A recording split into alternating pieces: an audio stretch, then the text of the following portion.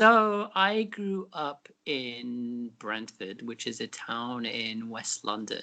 I still live there, like to this day, when I'm around, I suppose.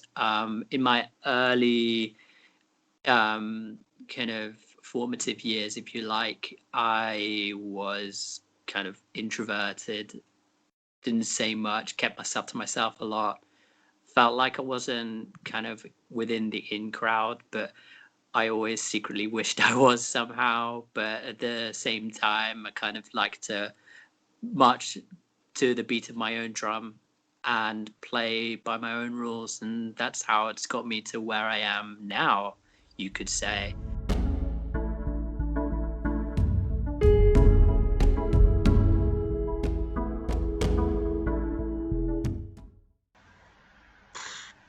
Good question. I think it was more a case of having fallen into it, really. It was just back at university when I had my radio station and a radio show on my on the radio station, and started writing about gigs and live reviews I went to and being pretty good at it. And people often write like reading them. And after that, I just wrote for zines for nothing, basically. Um, Whether they were album reviews, live reviews, interviews, and I was lucky to be able to get interviews with quite high profile names from that. And from there, work came, and my name started kind of getting more and more seen around things, and around the scene, if you like. So that's how that came about.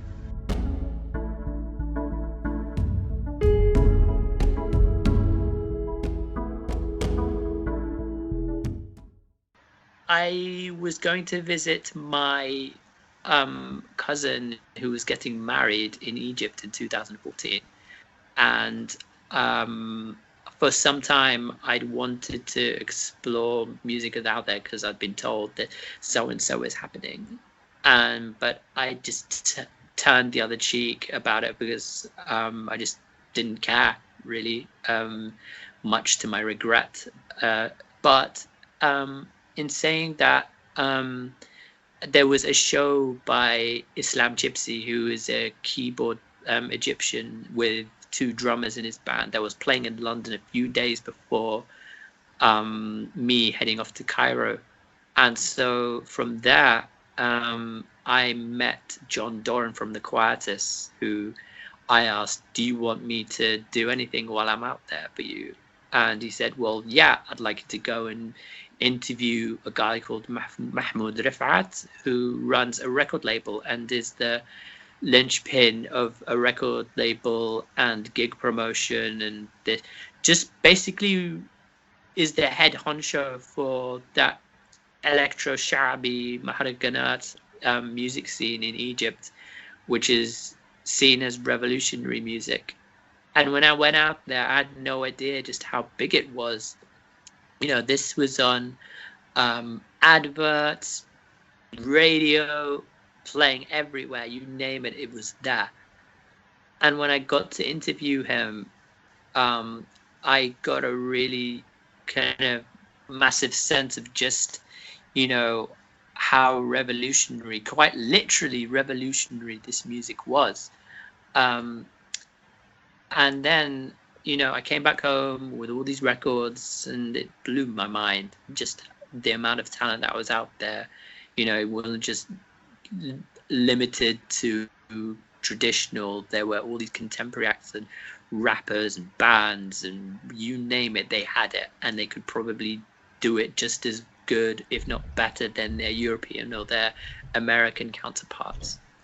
And it was from there that I started to explore more and more and more, not just from Egypt, but also from Morocco, from Lebanon, from Palestine, from pretty much the Arab world. You name the country, and I wanted to know more about it. And I was almost like a dog with a bone, or an absolute obsessive with it. I wanted to know everything there was to know.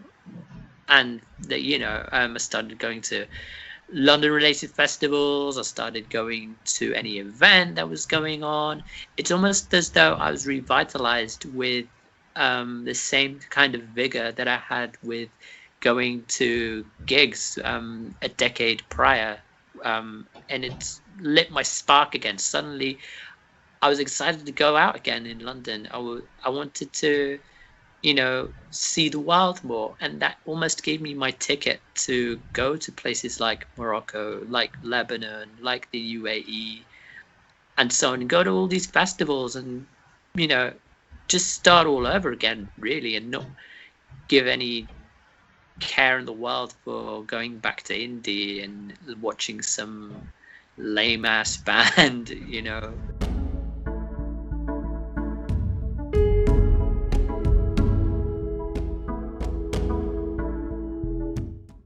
Yes, I can. It's just that it's an Egyptian dialect, and a lot of it are words that they make up as well. So I get the gist of what they're saying. About 85% of the time, I know what they're saying, even though it makes absolutely no sense whatsoever. So, yeah, it's almost. I'm trying to think of something you could liken it to in English. It's almost like Lil Wayne. You just like you why would you ever say that, of ridiculous things and just put them into, prose or rap like that?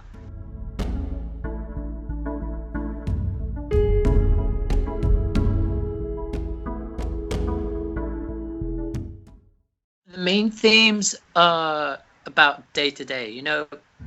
Life for them isn't easy, especially within the last decade or so, where their currencies collapsed. The infrastructure's not up to scratch.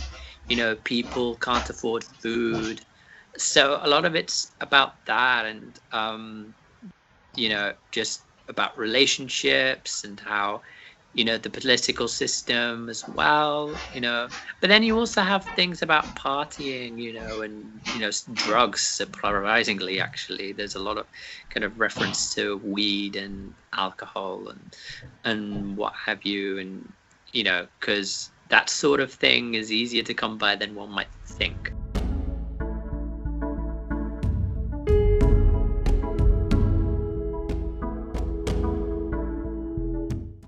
I was just going to Cairo and like hearing it played over and over again ad nauseum when I was watching TV, like TV adverts, being on in the car, hearing it in restaurants, hearing it all over Cairo, and these guys were like royalty, these artists who I was fortunate enough to meet and almost knowing next to nothing about them.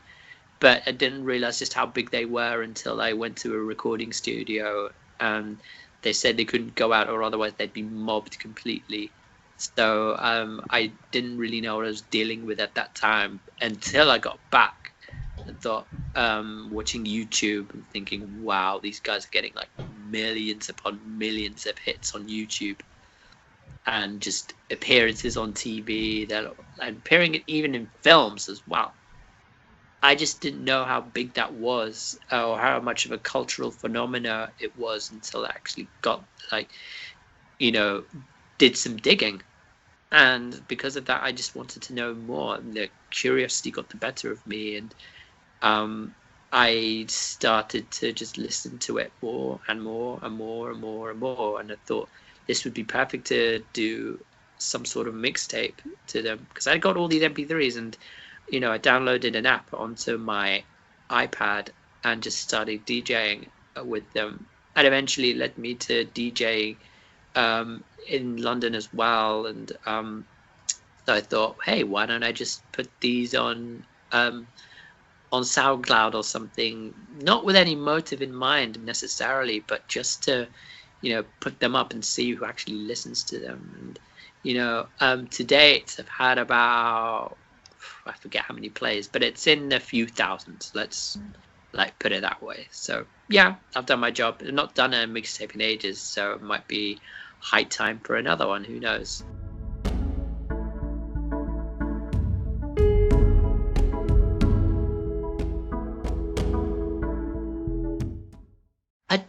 think I'm the only one exclusively, because there are some others who at Arab nights in London who do this. There are at clubs called Hishak Bishak who do this, what I do from a laptop. Even though if it might not necessarily be exclusively electro chaabi, they definitely do it. I can't give you any names though, because the names escape me and I don't go out much.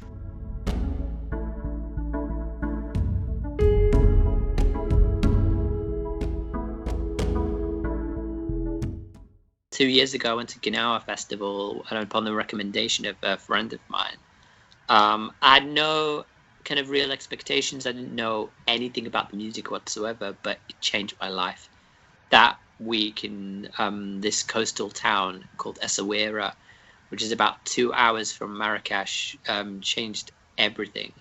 And Gnawa basically is this Sufi spiritualist music played with a 3-stringed kind of bass instrument called a gambari, which is made from a walnut tree, and the strings are made from goat guts, and like the bass of the guitar is from camel skin, sorry, and played with these cymbals or castanets as well. And somehow they say it invokes spirits or good spirits or something. But I'm not while that interests me, it's something I don't want to delve into. I just enjoy the music, but I won't lie, I felt things that, I've never got from any other music necessarily. And that's one genre I'm really into, and that's really almost life-changing, because in the 2 years since that festival, I've gone to Morocco about 6 times because of that. It has affected me in a way that not even electro chaabi has. I mean, I love them both, but for very, very different reasons. And I believe that, my taste kind of so broad, I can't really listen to one genre for a prolonged period. But I think Gnawa might come close to being the only genre I've ever listened to where I can listen to it for just hours upon hours upon hours upon hours and not get sick of it.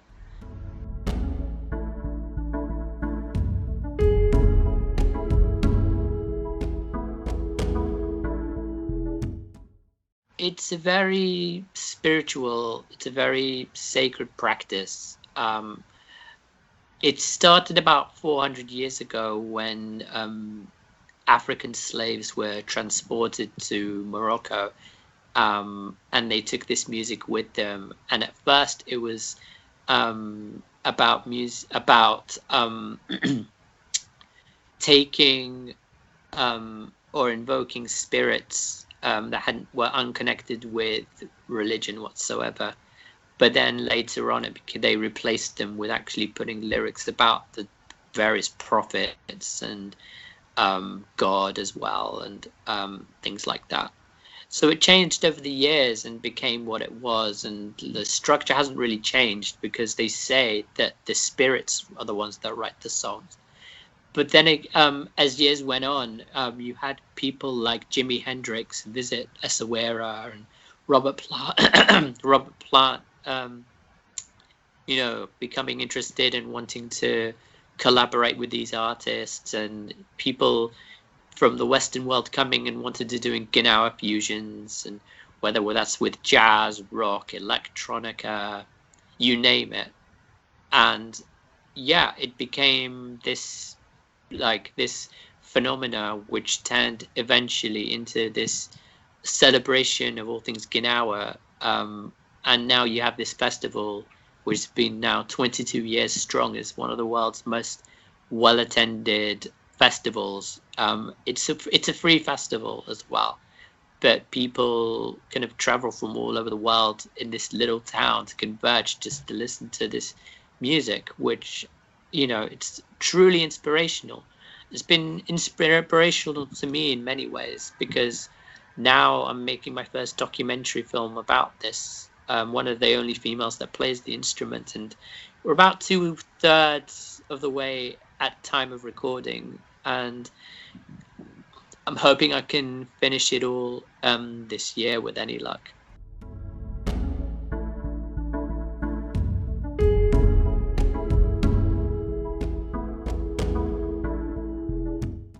You know, this is a question I often ask myself and other people in the Arab world in the early part of this decade.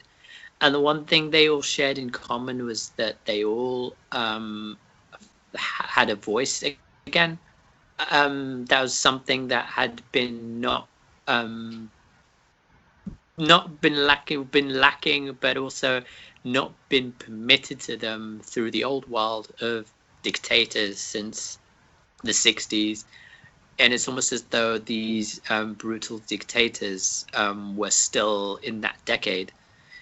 And what it did was A, give them a voice, and B, give them this talent, if you like, that they were almost as though they didn't think they really had. And I can't really speak for everybody, but what it did was that it gave people this invigoration to kind of go on and say, yes, you can do all these things. You're free to do it.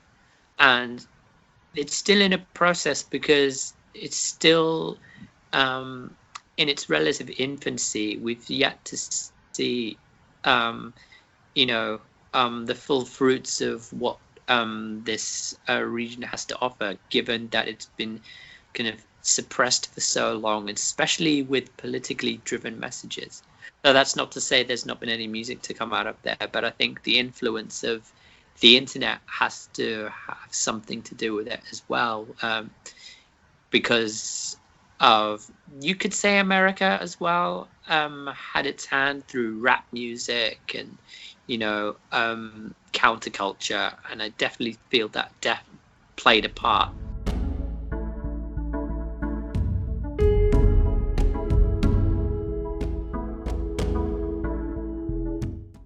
By being incredibly lucky and being at the right place at the right time, yet again. I was invited to Liverpool by a PR officer, and I knew nothing about Liverpool having an Arab Arts Festival whatsoever, and I was very surprised that they even had one. Little did I know they'd been going on for nearly 15 years.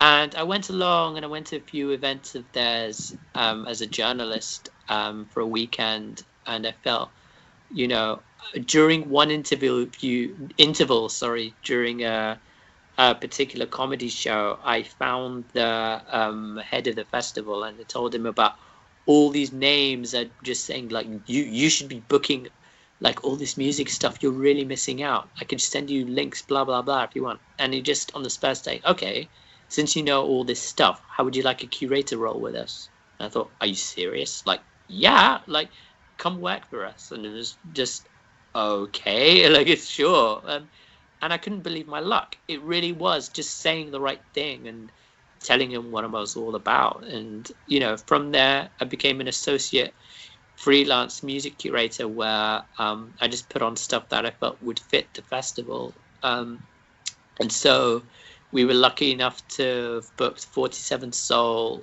Emel Mathlouthi, Tutard, some gnawa music. For some of the names that I'm really happy to have been booked. Yeah, Alsara and the Nubatones as well. Those are just some of the names that, and I really enjoyed doing it because it gave me ego boost, if you like, saying, hey, you should be listening to all these acts that almost acted as some sort of real life mixtape, saying, yeah, if you were gonna enter my playlist, here's pretty much what it would look like. And the ones that were available were the ones that I were from my choosing. So I did that. And I was almost sad when I left, but at the same time, I felt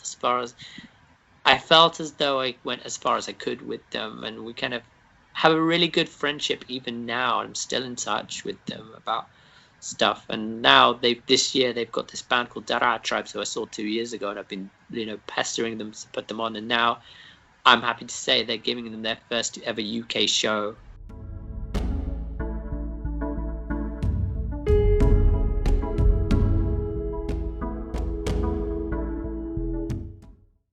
I'm not sure if it's underexposed now necessarily, because more people are kind of getting hip to the idea. I think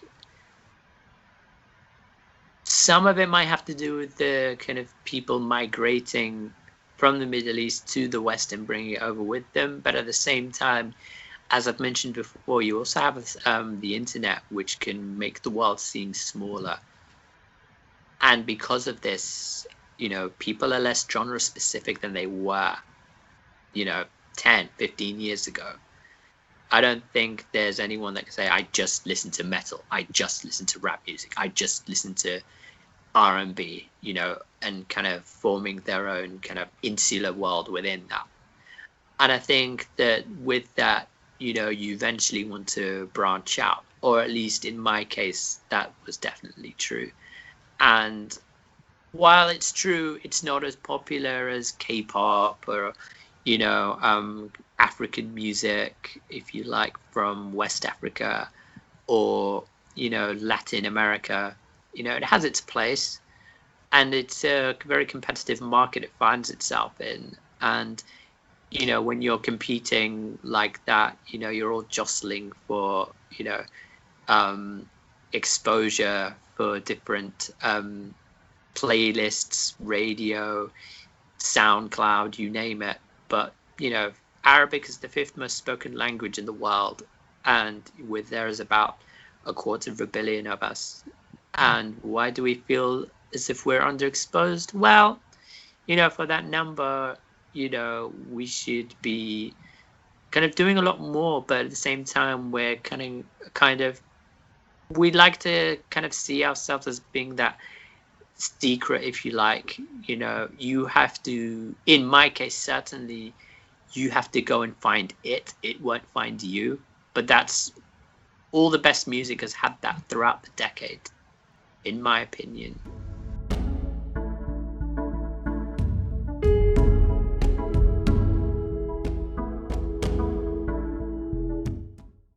So in 2004, I believe it was, a friend from university, out of the blue, actually reached out to me and suggested that we should start a record label. And I was very unconvinced at that point, at the very, very beginning, because I think, why should I do anything like this? This just isn't what I want. No, like at all. But he kept convincing me, almost forcing me to do it at the time. And eventually, when I got convinced, or even pulled into it somehow by his ways of persuasion, we started looking for acts. And given that I was at gigs almost every day, or at least every other day, it also meant there was some kind of, by proxy, an A&R guy.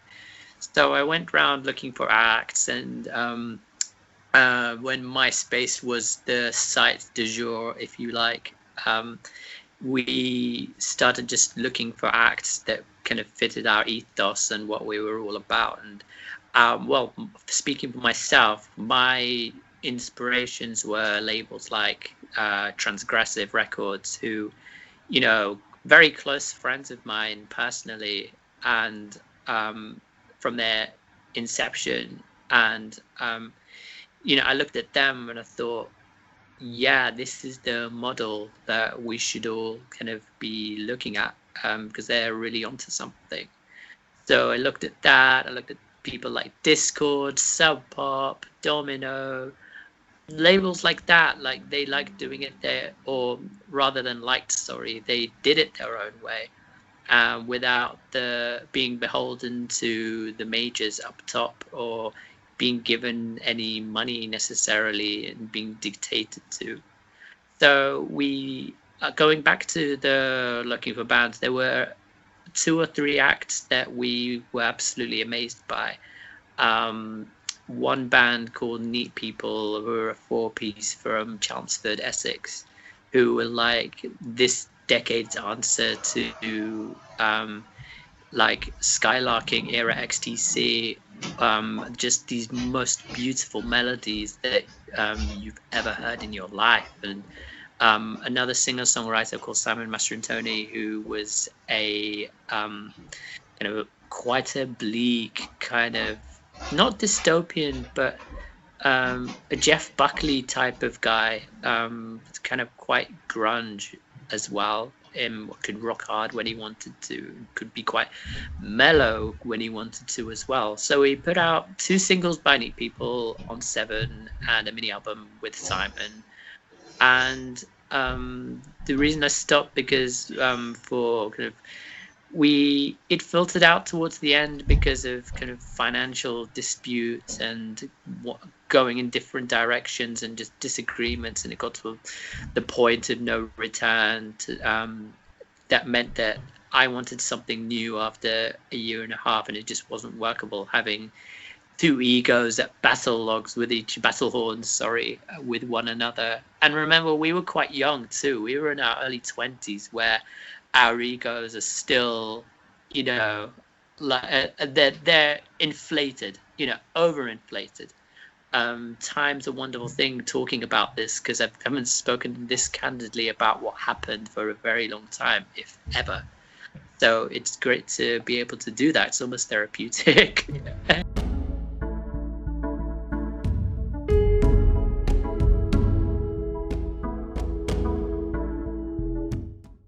I got into it by watching a documentary about 2004, 2005 on BBC Two or something. And it was the first time I'd ever heard of it. And I was watching this documentary of these young kids dancing and like doing moves I never thought anyone could do to obscure soul music that nobody had ever heard of, or since, to be quite honest. About these American artists who made one demo single and that was it. No one had ever heard of them. They went to go back to their jobs as being a bus driver or, sweeping up trash in the streets or something. And there was a real romanticism linked with Northern Soul about this kind of nitty-gritty, spit and sawdust, working class roots that it had, that wasn't in any way pretentious. It was as real as it gets, and that's what I loved about it so much. But so I just went and started looking for records, not knowing much about it at the time, but I found this compilation, this best of, and I remember some of the songs on it. It was like the Idiot's Guide to Northern Soul, so you'd have like Dobie Gray and Frank Wilson and Major Lance and people like that, and then because of everything else of the music that was going on within the latter part of the decade, it fizzled out a little bit, but still had those 3-4 odd records. But then suddenly, about 2015, the film obviously came out. And I interviewed Elaine Constantine and Lisa Stansfield, who were involved with the film, and it rekindled this love I have. And suddenly I was going to all-nighters and, all these nights I wanted to know more, and just started buying records with the money that I didn't really have. And anyone who knows anything about Northern Soul record collecting will tell you that these records do not come cheap. And yes, suffice it to say that I still have a few, quite a lot of them now. And so, yeah, as I mentioned, I started going to nights on the regular. Not been for about a good 3 years though. But yeah, that's kind of essentially the long and short of it.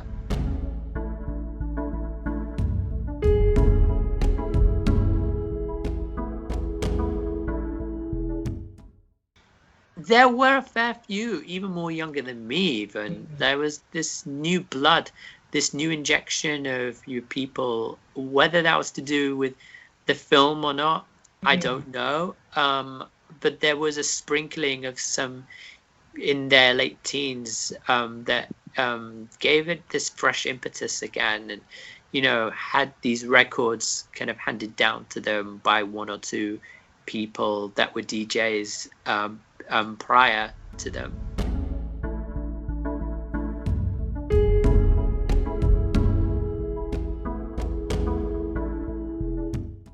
It depends where I was. So if I was at the 100 Club, it would be, 2/3 of people from, in that region. But when I went to, Midlands and the Northwest, pretty much the only Southerner there. Yeah.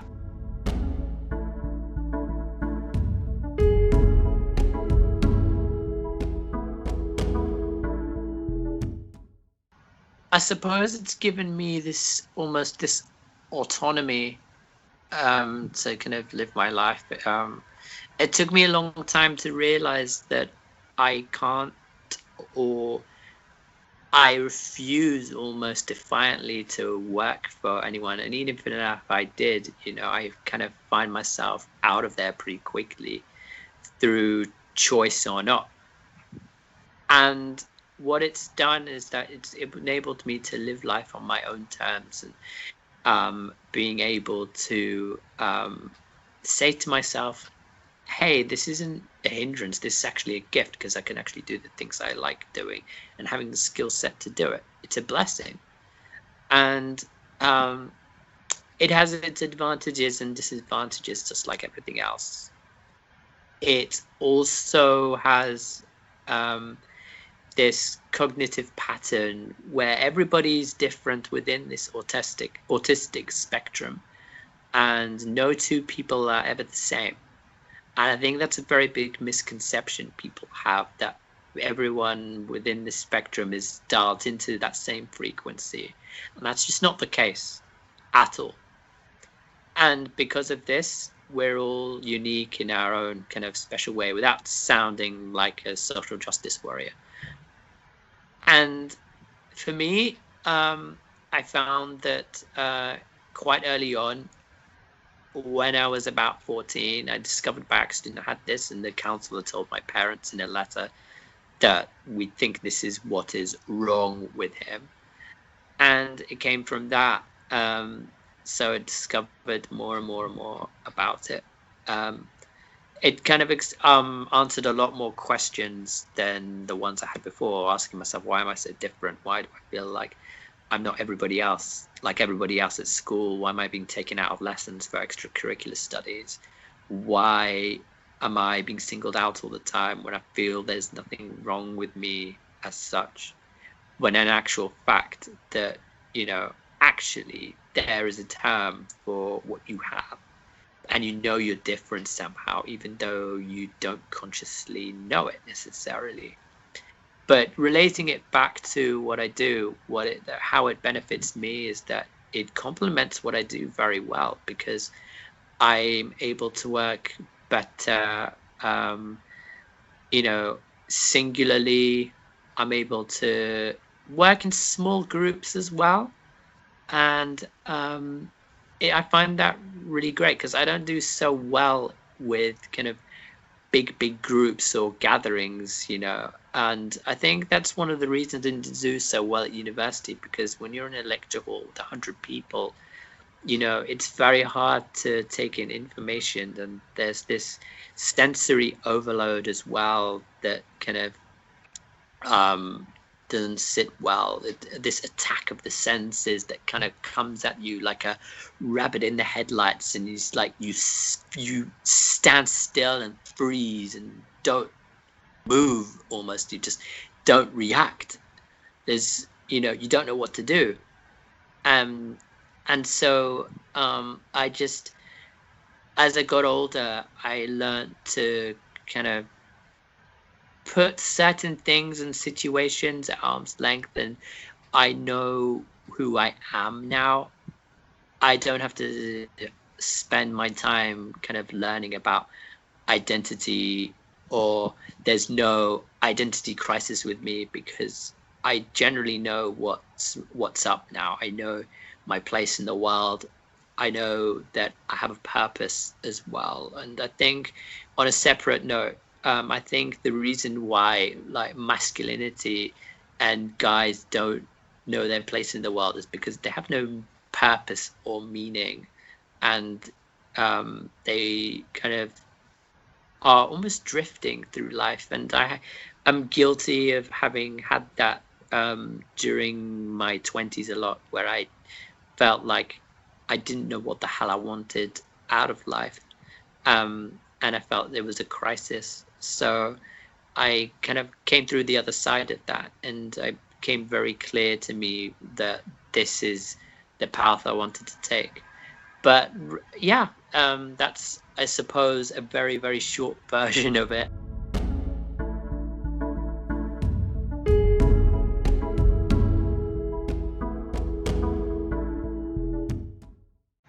South Korea, about a month ago, was absolutely amazing because I also DJ'd on the DMZ, which was crazy. Seoul's also one of my very favorite places in the world now.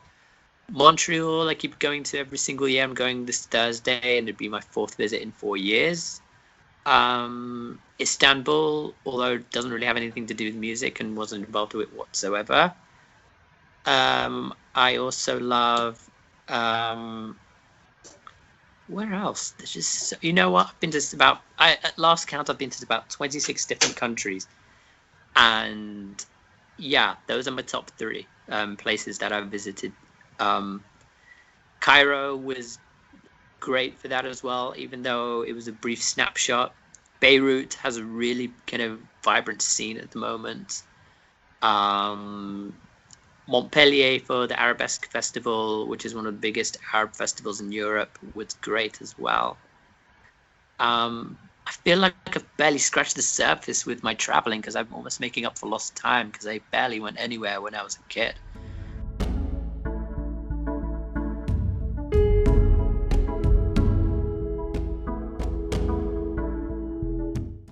In 2015, I believe it was, or maybe a year before about that, this mutual friend with this girl I dated told me about this retreat, and she knew I wrote about stuff, and it came as a recommendation saying, would you like to come to a yoga retreat and meet this guy who's putting it on? He's got a really interesting story.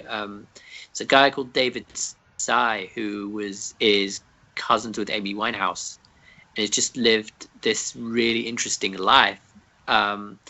Like this kind of long-haired, heavily tattooed guy, who at first kind of was, my first impression of him was just kind of like, oh my word, like what have I got myself into, man? Like this kind of yoga thing, this is just not my world whatsoever. But I went out there on a whim. I bought myself a ticket, got out there, met these Palestinians and stayed at the same retreat villa as them for a week. And it's a week I'll never forget for as long as I live. Even though there was a lot of drama and kind of yoga, I had to kind of take a step away from it at points to go surfing by myself because it got a bit too much, given what they go through every single day. Every single day for them in Bethlehem and throughout the West Bank is a living hell. There are checkpoints, walls, settlements being built, tension, restrictions put upon them. You can't imagine how life is for them out there. And I find myself in tears even, just what they have to go through. And they're the ones asking me if I'm okay. Can you believe that? I honestly can't. And so what they have to go through is just a big inspiration just to keep going and to help them as much as they can. And for as long as I live, I'll always support the Palestinian cause because it's my duty to help a people who are oppressed in such a way, who have their freedoms curtailed completely. So this is the least I can do. And by being with them for that week, I learned so much about them, but most of all, I learned so much about myself because of the struggles. And while there's no way I could compare my problems to theirs, I felt like I can relate to them because as far as I could see, they reconsidered me as one of their own. And I felt very humbled and very honored to kind of be in their presence.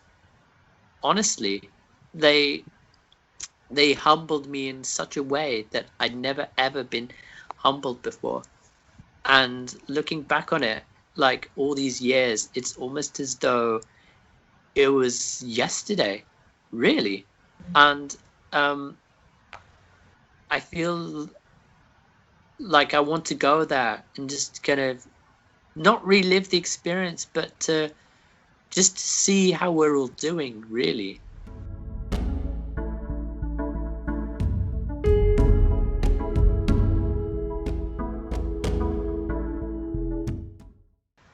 Well, I'm going to Montreal this Thursday for a week and a half. It's one of my favorite places in the world, top 3 cities in the world, I mentioned. After that, might be going to Philadelphia for a feature on about Philly soul music. Hoping that can secure that. Looking for a commission for that as it goes still. Maybe Barbados, maybe Lebanon, France, South Korea, Morocco again, Tunisia, Finland. Hoping that I can finally kind of make it out to Australia at the end of this year or beginning of next year. So we'll see. Like, just watch this space.